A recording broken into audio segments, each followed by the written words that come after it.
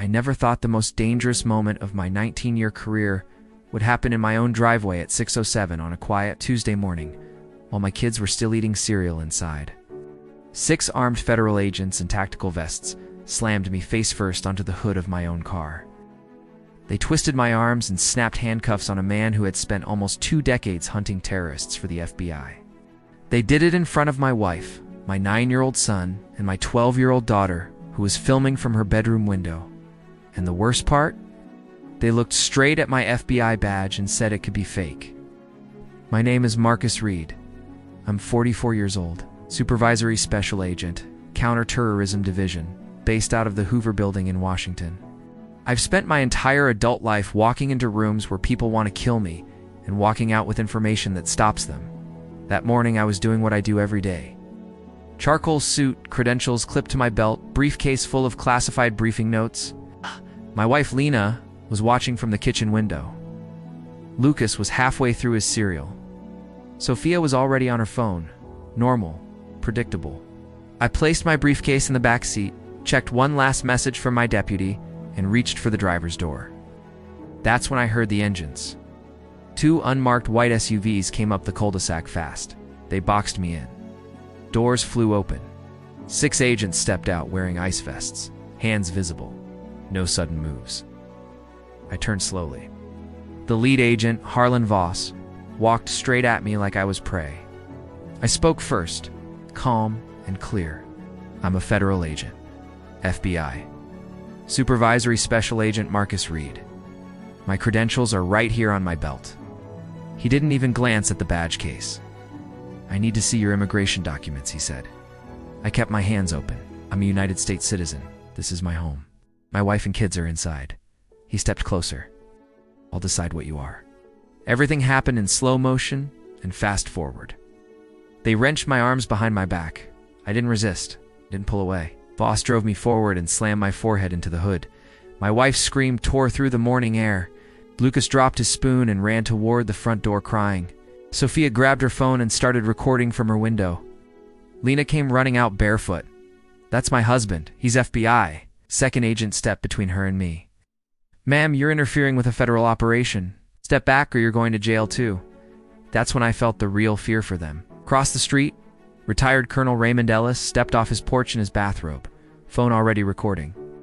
He walked straight into the middle of it.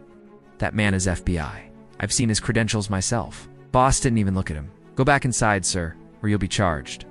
The colonel didn't move an inch. More doors opened. More phones came out. The street was waking up to something it had never seen. The click of those handcuffs is a sound I will never forget.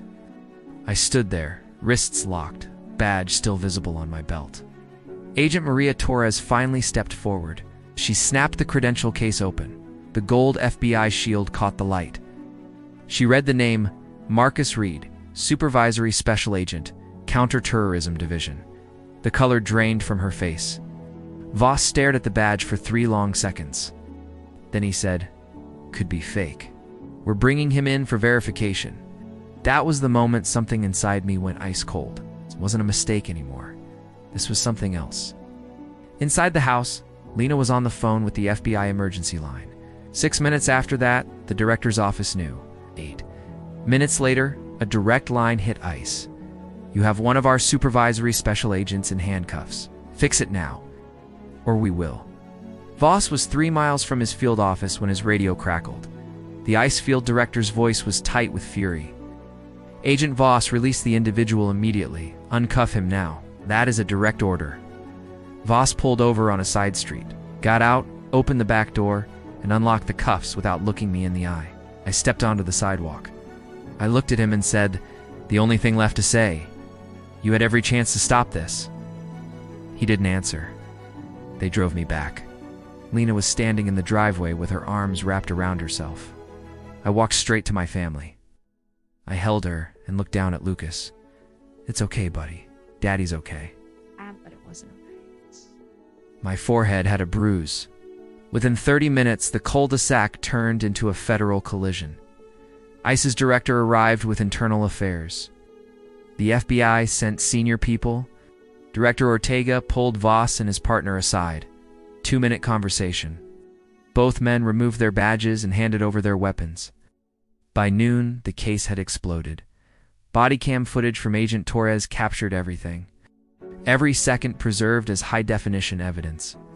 Internal records showed Voss had been flagged before for the exact same pattern. Supervisors did nothing. 8. This will not be handled quietly. The trial was standing room only. Jurors watched Voss ignore my identification and saw my son's face in the doorway. One juror covered her mouth. I testified last. I told them everything with the same calm I use in briefings. The courtroom went completely silent. The jury deliberated less than 5 hours. Was guilty on every single count. Judge Carla Mendoza delivered sentencing in a packed courtroom. Voss received 7 years. His partner received 4.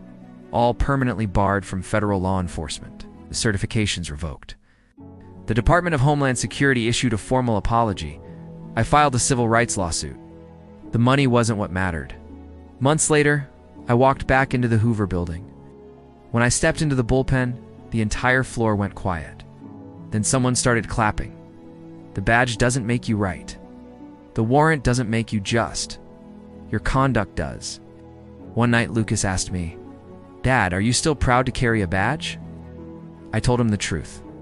I'm proud of what the badge is supposed to mean. I will spend the rest of my career making sure it actually means that. The cul-de-sac is quiet again. Somewhere in a records room next to the name Voss, a single red stamp still sits, revoked.